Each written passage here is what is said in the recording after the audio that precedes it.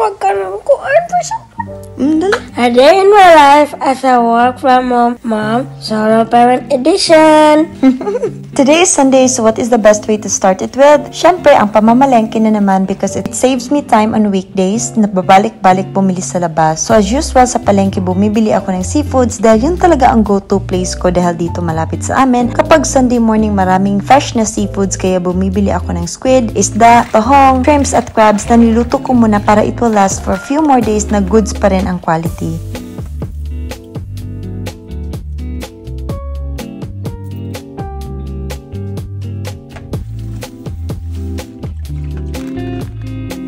Nagka-timing ako na may maraming aligi kaya napakasiyak ko at ang sarap nitong isawsaw sa sukang pinakurat. Bumili rin ako ng usual na panghalo sa mga lulutuin like onions, garlic, at may natira pa akong kamatis and red bell pepper at green chili.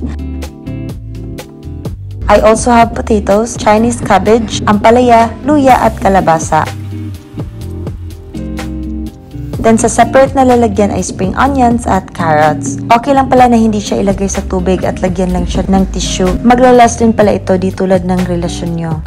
Charing. Bumili rin ako ng prutas katulad ng mangga, oranges, kamote, lemon at grapes. At yan lang muna ang pinamili ko. Meron pa kasi akong chicken at iba pang meat kaya yan lang ang binili ko sa local market malapit sa amin. At dahil Sunday ngayon, nagluto muna ako ng spaghetti dahil bibisitahin naman ang parents ko sa isla. At napagpasyahan ko maghanda nito para dalhin doon para sa aming regular na salo-salo.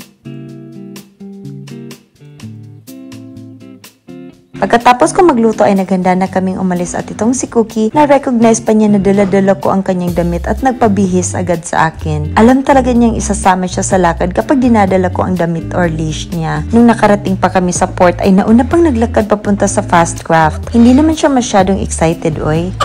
Maganda ang araw ngayon at tamang-tama na pagkarating namin ay pananghalian na.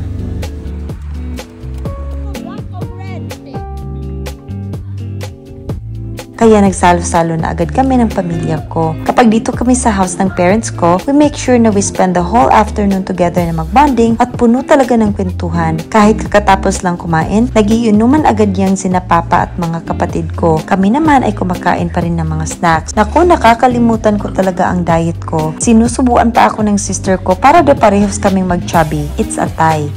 Hindi talaga namin namamalayan ang oras at nung dumilim na ay umuwi na agad kami sa city. It was a great day bonding with my family. And yan lang muna. Thank you so much for watching. Bye!